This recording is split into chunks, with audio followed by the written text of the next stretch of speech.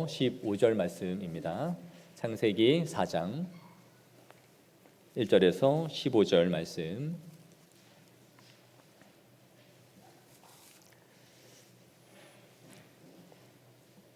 창세기 4장 1절에서 15절 교독하도록 하겠습니다.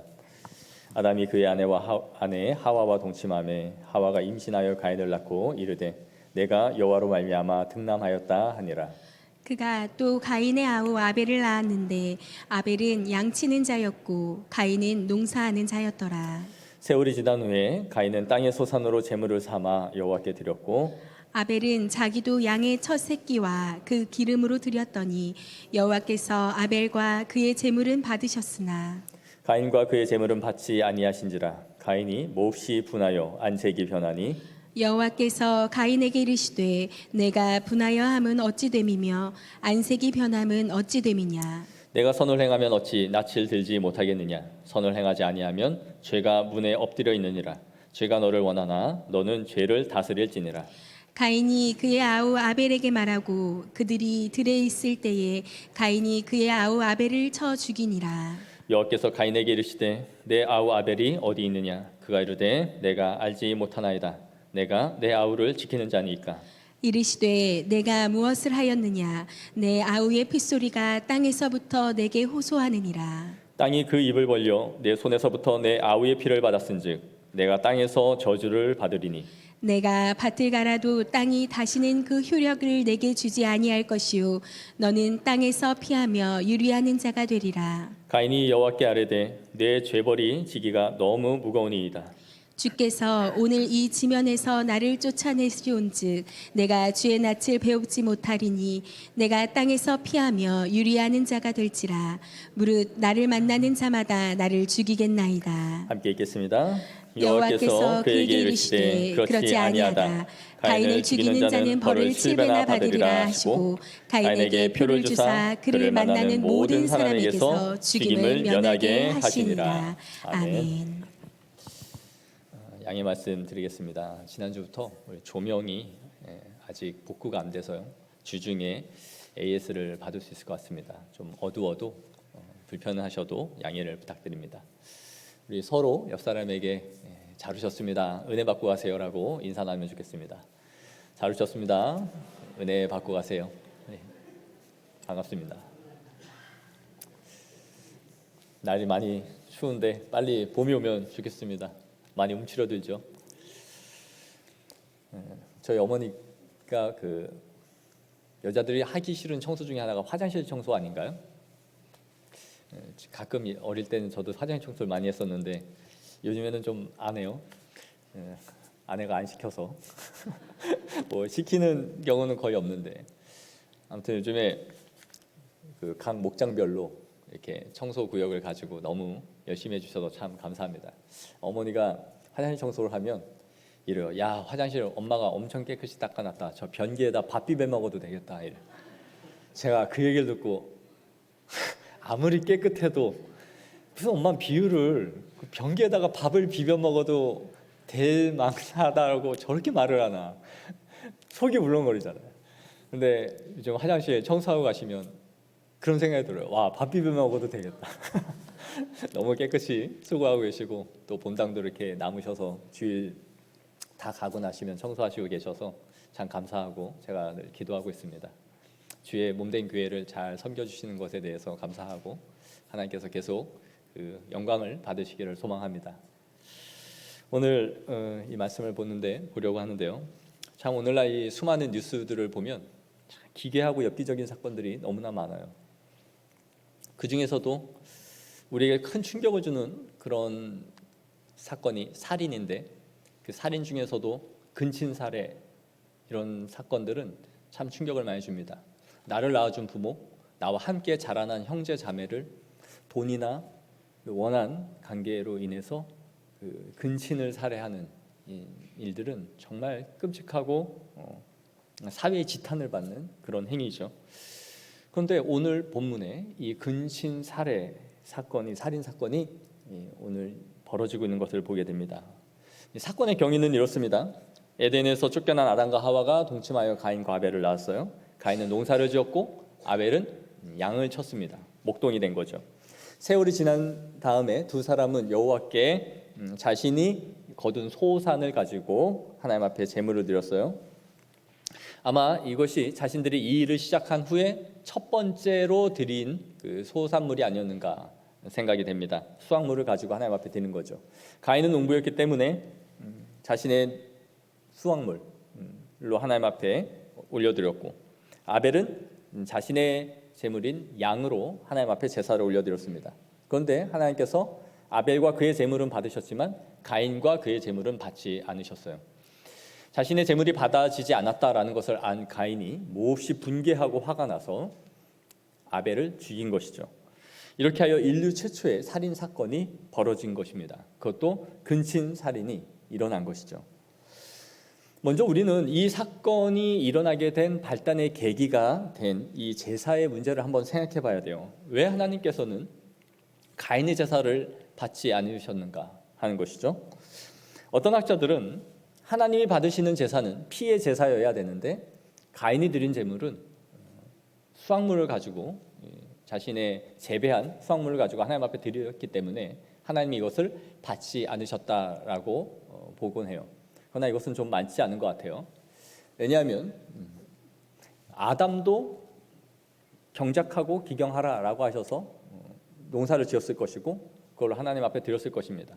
또한 성경에 보면 모든 제사가 짐승을 하나님 앞에 드리는 것만이 아니라 소제라 하여 곡식을 가지고 하나님 앞에 드리는 제사가 있었어요. 그러니까 그가 가진 소득으로 하나님 앞에 제사를 드리는 것은 합당했던 것이죠. 그것 때문에 제사의 종류가 맞지 않았기 때문에 하나님이 가인의 제사를 받지 않으셨다라는 해석은 옳지는 않은 것 같아요. 가능성 있는 해석은 이렇습니다. 성경에 보시면 오늘 아벨과 그의 제물을 하나로 묶고 계시고 가인과 그의 제물을 또 하나로 이렇게 묶고 계세요. 성경은 헌제자와 헌제물을 나누어서 말한 적이 없습니다. 항상 묶어서 말을 해요. 그래서 하나님 앞에 짐승을 갖다 바칠지라도 헌제자가 죽어야 하는 그 자리에 헌제물인 짐승이 대신 드려지는 것이다 라고 여겨서 하나님 앞에 내가 죽는 것처럼 마음을 아파하며 자신의 죄를 하나님 앞에 고백하며 드리는 것이 제사였어요. 그렇기 때문에 헌제자와 헌제물은 분리되는 것이 아니에요. 항상 이것이 동일했던 것이죠. 헌제자가 옳지 않고 합당하지 않은데 굉장히 좋은 것을 하나님 앞에 드렸기 때문에 받는 것이 아니고, 또 헌제물이 비루하기 때문에 하나님이 그걸 받지 않는 것이 아니에요. 헌제자와 헌제물이 항상 엮여져서 하나님 앞에 올려드렸던 것이죠.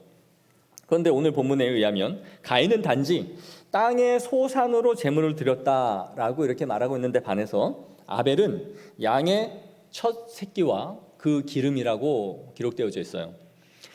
성경에 의하면 율법은 첫 번째 것은 다 하나님의 것이다 이렇게 말씀하고 있죠. 그것이 짐승이든지 사람이든지 첫 번째로 나은 것은 하나님의 것이다. 아벨은 자신의 소유 중에서 가장 좋은 것을 구별하여 처음 난 새끼 중에 하나님 앞에 올려드렸을 것이다 라고 볼 수 있어요.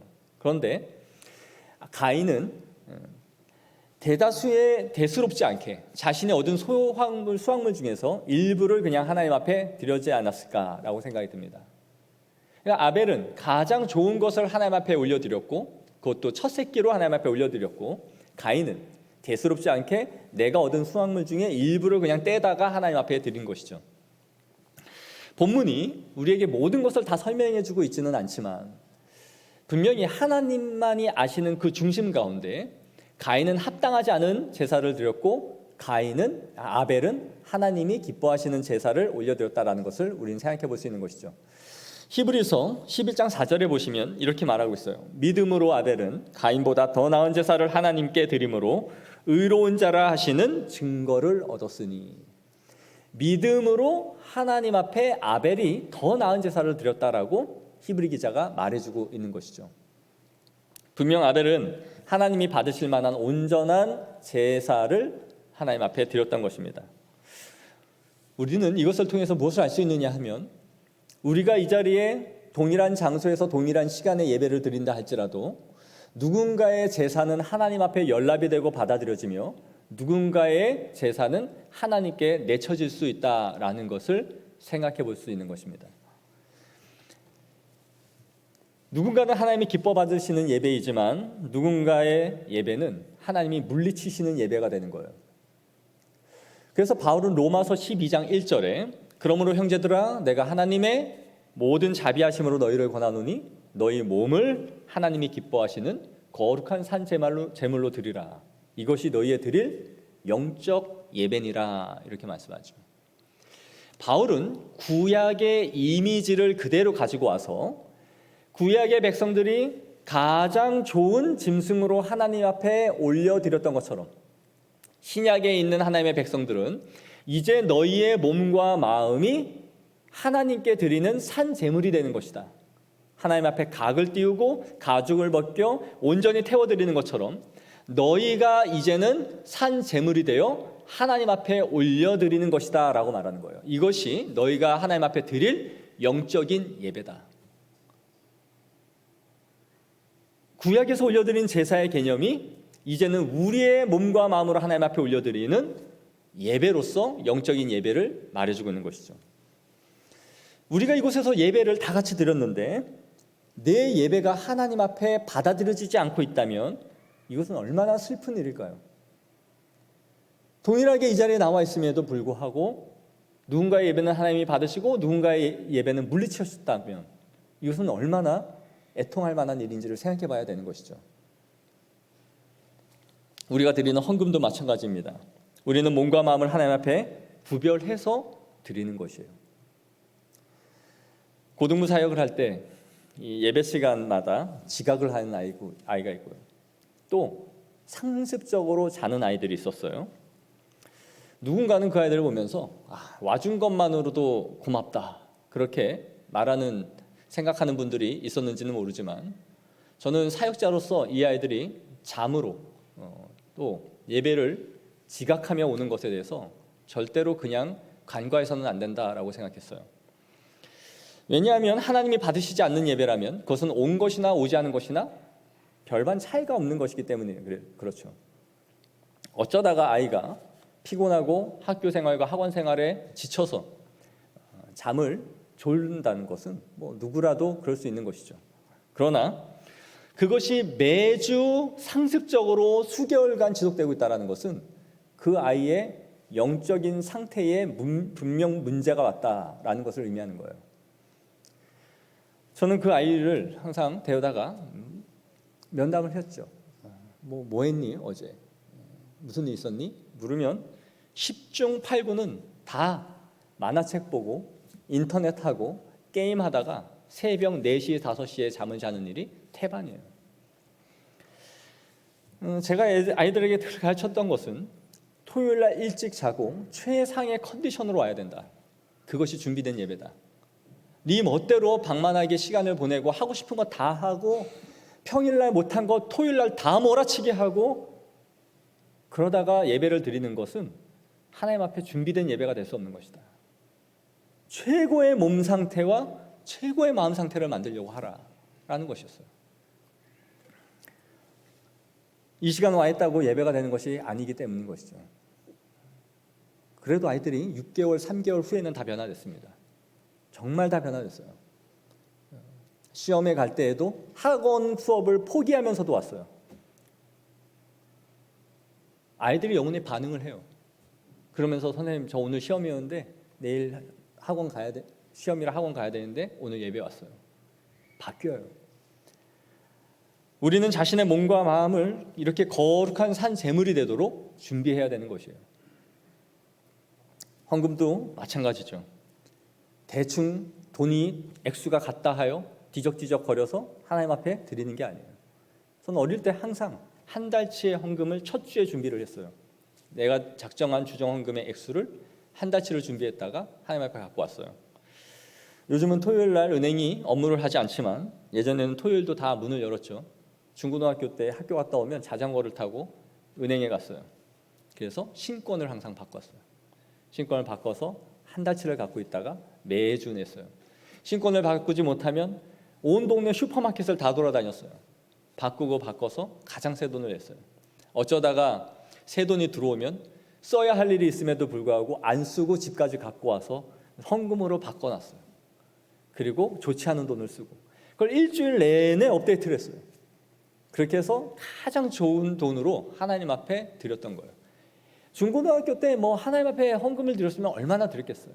그런데 액수의 문제를 넘어 이것은 하나님이 내 중심을 보신다라고 생각했기 때문에 어릴 때부터 그렇게 했어요.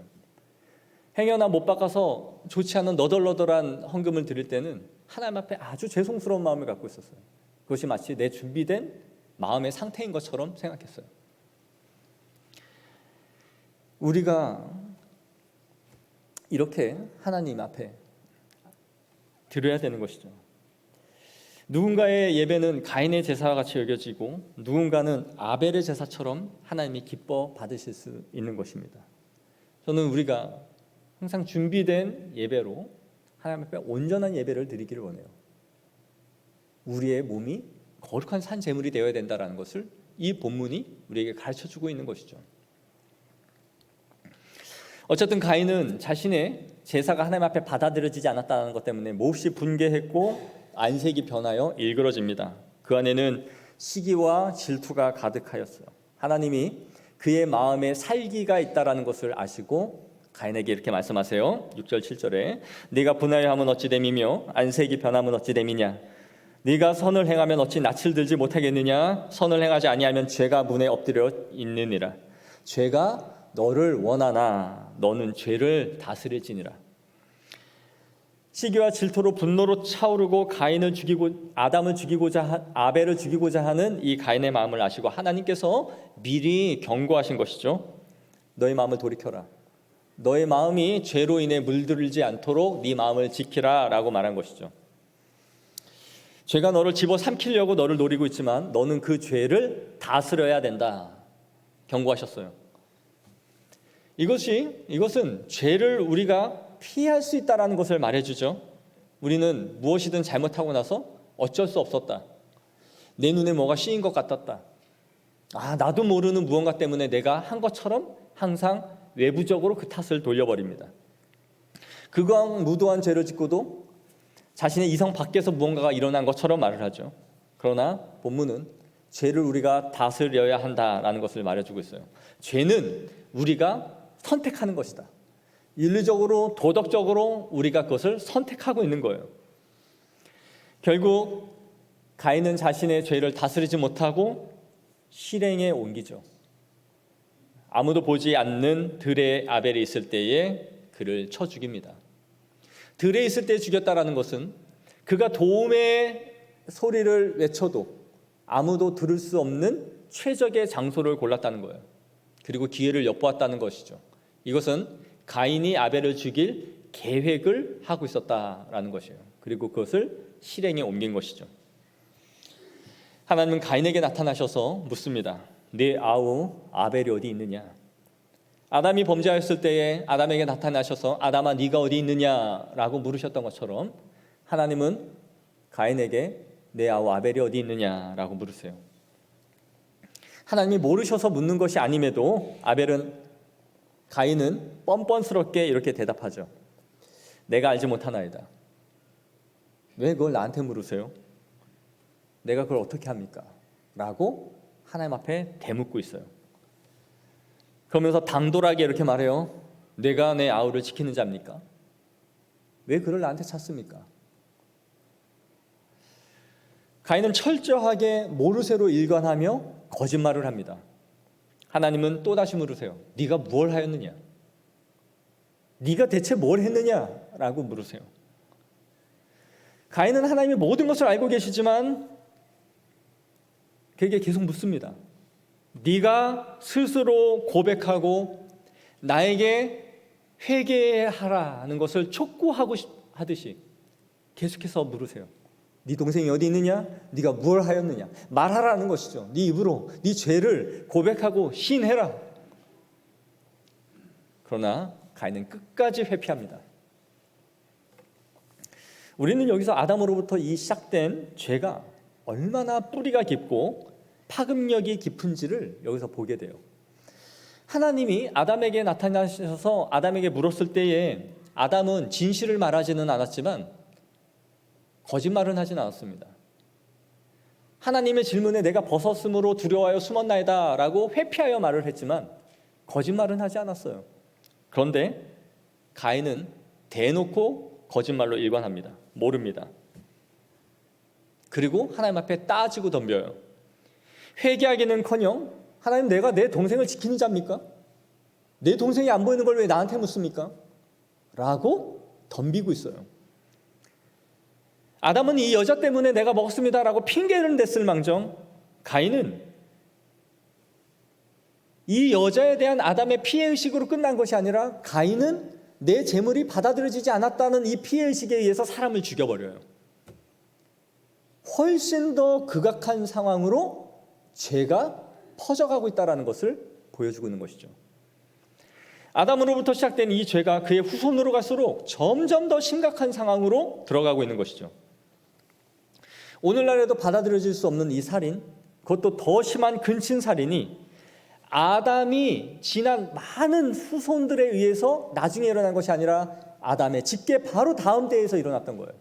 오늘날 이 시대에 이런 뉴스를 보면서 세상이 말세다 말세, 돈 때문에 자기 부모를 죽이고 자기 자신의 친족을 죽이나 하는 일이 20세기가 지난 이 시점에서 일어난 일이 아니에요. 첫째 아담을 빚어서 하나님이 만드시고 그가 낳은 그 다음 자녀에 의해서 살인이 벌어지고 그것도 근친살해가 일어난 것이죠. 이때부터 말세의 조짐은 시작이 된 거예요. 결국 우리는 아담의 본성을 물려받아서 하나님께 죄를 고백하고 뉘우치지 않는 것이죠. 오만하고 뻔뻔스럽게 자신의 죄를 합리화하면서 하나님 앞에 변명합니다. 그럴 수밖에 없었어요.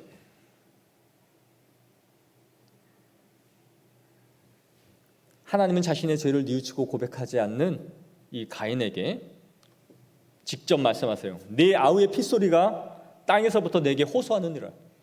네 동생의 억울한 그 죽음이 땅에서 호소를 하고 나에게 신원하여 달라라고 울부짖고 있다. 그 땅이 네 아우 동생의 피를 받았다. 그리고 나한테 호소하고 있다. 그의 죄를 직고하지 않자 하나님이 말씀하시죠. 네가 대체 뭘 한 거냐?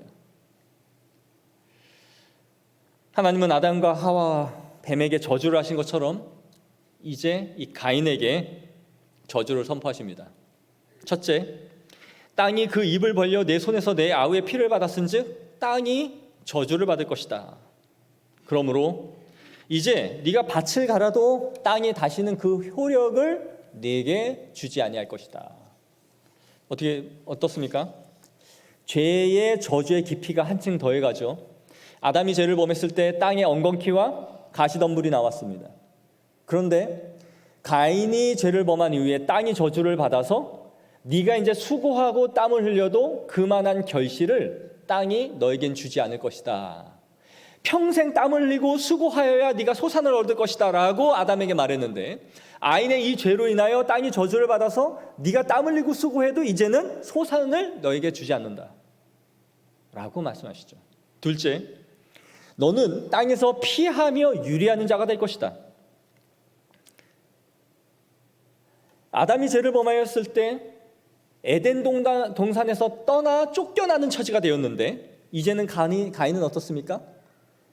쫓겨난 아담과 하와가 사는 곳에서 한 번 더 쫓겨나는 것이죠. 유리하고 방황하는 처지로. 이건 뭘 보여주느냐 하면 하나님의 임재의 상징인 에덴 동산에서 벗어난 아담과 하와가 이제 인간이 계속 죄를 지음으로 인하여 하나님의 임재에서 점점 멀어지고 있는 것을 상징적으로 보여주고 있는 거예요. 하나님의 인도와 보호하심 가운데 있는 에덴 동산에서, 희락과 즐거움의 동산인 에덴 동산에서 아담과 하와가 쫓겨났고, 거기서 또 죄를 범하자 이제 거기서 또 한 번 쫓겨나요 유리하고 방황하는 처지에 처하게 된 것이죠. 하나님의 임재에서 점점 멀어지고 이탈하고 있는 인간의 모습을 성경이 보여주고 있는 것입니다. 그는 이제 더 이상 자신의 가족들과 함께 살아갈 수 없고 홀로 거쳐야 하는 비참한 처지에 처하게 된 것이죠. 하나님과의 단절, 인간과의 단절.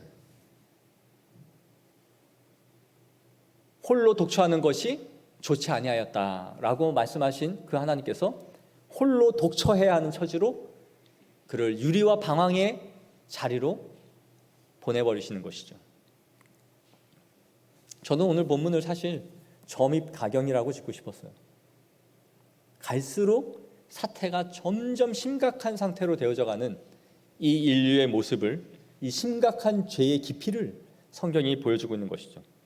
하나님의 임재에서 떠나가자 인간의 죄는 점점 심해지고 저주는 점점 깊어져가고, 그리하여 하나님이 주셔야 할 모든 음복과 하늘의 자원과 땅의 자원들이 끊겨져가는 인간의 비참한 모습을 보여주고 있는 것입니다. 하나님이 저주를 선포하셨을 때 아담은 어떤 변명도 하지 않아요. 왜냐하면 그가 하나님과의 언약 관계를 끊어버렸기 때문이죠. 그러나 오늘 가인의 태도는 어떻습니까? 하나님이 내리신 저주에 대해서 뻔뻔하게 이것이 너무 가혹하다라고 항변을 합니다. 13절에 가인이 여호와께 아뢰되 내 죄의 짐을 지기가 너무 무거우니이다. 이 말이 하나님, 내가 너무 잘못해서 내가 이 마음이 너무 무겁습니다, 그런 뜻이 아니에요. 내가 앞으로 살아가야 될 내 인생이 너무 가혹하고 무겁다라고 말하는 거예요. 그래서 내가 유리하는 자가 되어 떠돌아다니면 만나는 사람들이 나를 죽일 텐데 내가 이제 어떻게 해야 되느냐라고 말하는 거죠. 자기는 동생을 죽였으면서도 내 생명은 보존하고 싶은 거예요. 나는 죽고 싶지 않다. 나 평생 그러면서 떠돌아다니면서 추격자들의 피해서 그렇게 살아야 되지 않습니까? 나 너무 가혹합니다. 이게 뉘우침이 없죠. 일말의 회개나 양심이 없어요. 우리는 여기서 한 가지 의문이 들 거예요. 현재 아담의 후손은 가인과 아벨뿐인데, 가인이 아벨을 죽였다면 가인 하나인데 누가 만나서 가인을 도대체 죽인다는 것인가? 그런 의문이 들었습니까? 성경을 보시면서 드셨다면 잘 읽으신 거예요. 의문을 가지면서. 성경 퀴즈 나올 거잖아요. 생각하면서 읽으셔야 돼요. 우리가 이것을 어떻게 해석해야 되냐? 성경의 족보는 우리가 말하는 일반적인 족보와는 다릅니다. 우리는 모든 대의 후손들을 다 하나하나 기록하죠. 요즘에는 여자들도 이제 족보에 넣어요. 근데 이전에는 여자들은 족보에 넣지 않죠. 그러니까 남자가 태어나지 않으면 대가 끊기는 거죠. 족보가 끝이 나 버려요. 근데 오늘날은 이제 여성들을 다 넣어준단 말이에요. 성경은 구속사적인 관점에서 기록을 해요. 구속사적인 관점에서 기록한다라는 건 하나님의 거룩한 계보에 관련이 있는 사람들만 넣는다는 거예요.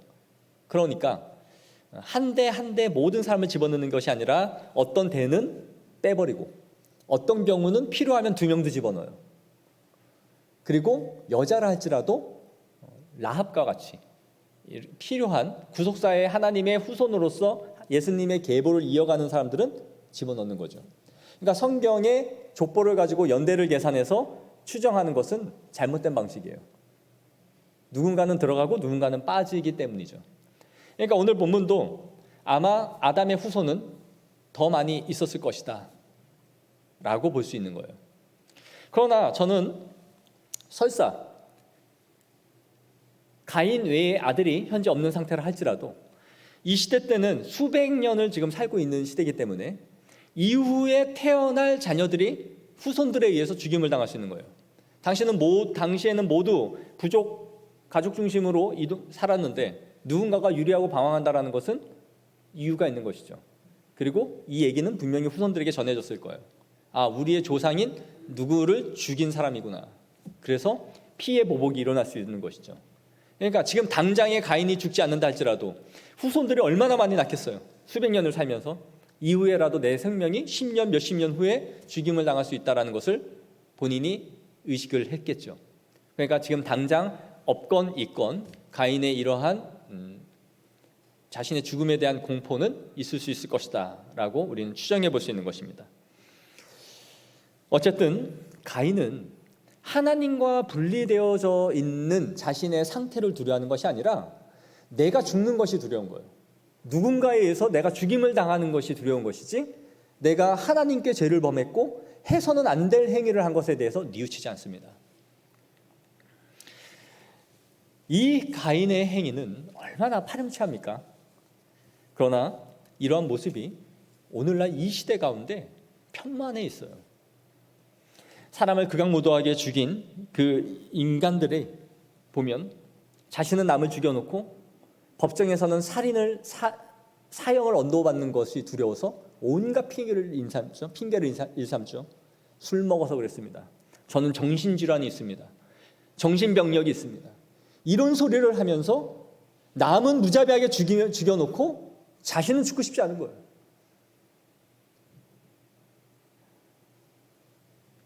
자신이 죽는 것이 두려워서 내 짐이 너무 크고 무겁다.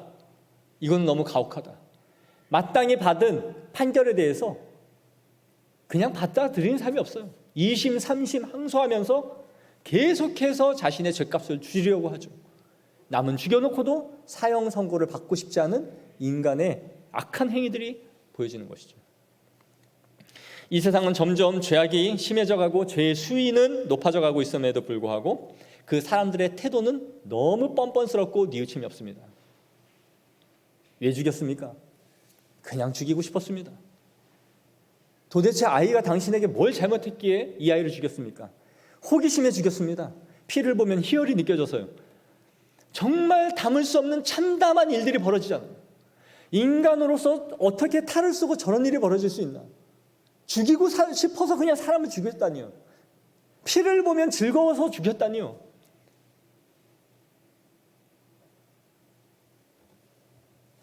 그러고도 카메라를 보고 뻔뻔스럽게 웃죠. 희죽희죽. 그 유가족들의 마음을 갈기갈기 찢어놓아요. 기회만 있었으면 몇 명을 더 죽였을 텐데 이러한 살인마들이 이 세상에 존재한단 말이에요. 도대체 인간의 죄의 끝이 어딜까 싶을 만큼 이 세상이 타락의 끝으로 가고 있어요. 도대체 인간이라는 이 형상이 인간이 어디까지 죄를 지을 수 있는 것인가? 정말 말로 할 수 없잖아요. 사람을 토막내고 갈고 흔적을 없애고 이 본성이 어디서 왔을까요? 가인의 피를 물려받은 거예요. 인류가. 가인의 본성을 우리가 갖고 있단 말이죠. 물질 때문에 내 부모, 형제를 죽이고 원한에 의해 죽이고 묻지마로 죽이고 이러한 끔찍한 역사를 이 인류가 써내려가고 있는 것입니다. 그런데 하나님은 가인에게 뭐라고 말씀하십니까? 죄를 뉘우치지도 않고 뻔뻔스럽게 이 죄가 무겁다고 말하는 가인에게 이렇게 말씀하세요. 그렇지 아니하다. 가인을 죽이는 자는 벌을 7배나 받으리라 하시고 가인에게 표를 주사 그를 만나는 모든 사람에게서 죽임을 면하게 하시니라.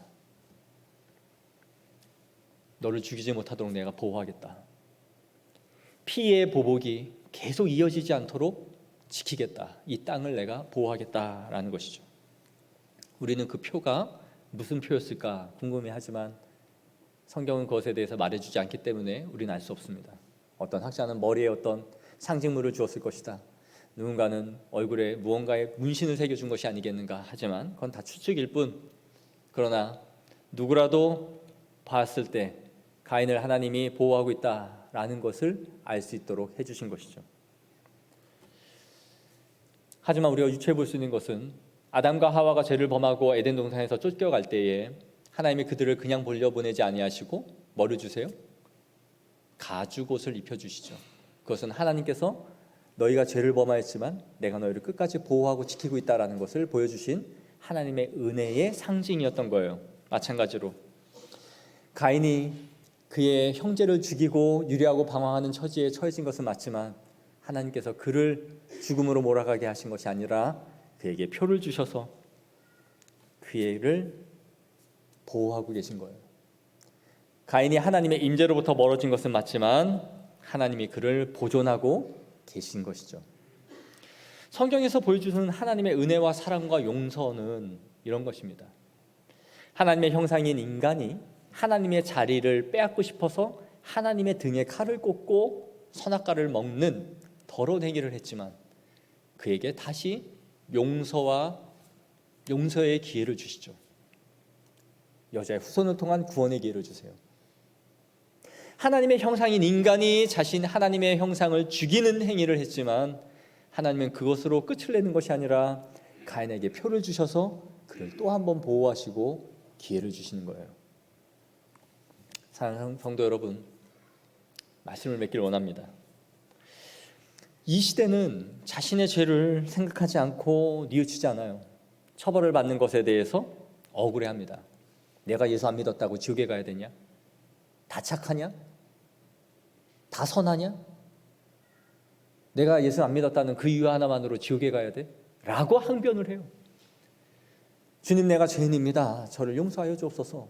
이런 고백은 하나님의 은혜를 입은 인간이 아니면 하지 않는 것이에요. 그러나 하나님을 향해 분노와 살기가 등등한 이러한 인간, 이 세상의 관점으로 보면 정말 저런 인간이 이 사회에 다시 들어와야 되는가 싶을 만한 그런 악한 본성을 갖고 있는 우리들에게 하나님은 변함없는 용서의 손길을 내밀어 주세요. 그것으로 끝을 내지 않는 것이 성경에서 흐르고 있는 우리가 이해할 수 없는 하나님의 사랑인 것이죠. 70번씩 7번이라도 용서하라 하신 그 말씀대로 우리에게 끊임없는 용서와 사랑을 우리에게 베풀어 주고 계신 것입니다. 사랑하는 성도 여러분, 우리가 할 일은 그분의 손을 거절하지 아니하고 그분의 손을 맞잡는 것이에요. 그 손을 맞잡는 자들마다 하나님은 다시 구원의 길을 열어주신 줄 믿습니다. 인간적으로 보면 이 가인은 죽어 마땅해요. 누군가를 만나 죽는 것이 아니라 하나님의 손에 죽임을 당해야 돼요. 그럼에도 하나님이 가인을 보호하시고 그에게 기회를 다시 주세요. 우리의 죄가 얼마나 많든 우리의 죄가 주홍같이 붉을지라도 하나님은 양털같이 희게 하실 것이며 우리를 다시 주님의 자녀로 맞으실 것입니다. 우리가 주님 앞에 돌아가 나의 죄를 고백하기만 한다면 주님은 변함없는 은혜와 용서를 우리에게 베풀어 주실 것을 믿습니다. 기도하겠습니다. 하나님 아버지, 인류 역사 가운데 일어나지 말아야 할 가장 끔찍한 이 범죄가 아담의 첫 후손들에 의해서 일어나는 것을 보게 됩니다. 그리고 이 세상은 점점 더 깊은 수렁으로 빠져들어가고 있고 죄의 깊이는 더해가며 양심은 실종된 그런 시대를 우리가 살아가고 있는 이 고통스러운 시대를 우리가 살아가고 있습니다. 하나님, 우리를 불쌍히 여겨 주시옵소서. 우리에게 은혜의 손길을 내밀어 주시고 가인에게 표를 주신 것처럼 우리에게 예수 그리스도의 피값으로 그것이 천국 백성임의 표가 되는 그 징표를 우리가 얻게 하여 주옵소서. 우리의 죄를 주님 앞에 고백하게 하여 주시고 하나님께서 그의 아들 예수 그리스도를 통해 용서의 길을 우리에게 열어주신 것처럼 우리가 그 길을 거절하지 아니하고 주님 앞에 엎드려 우리의 죄를 고백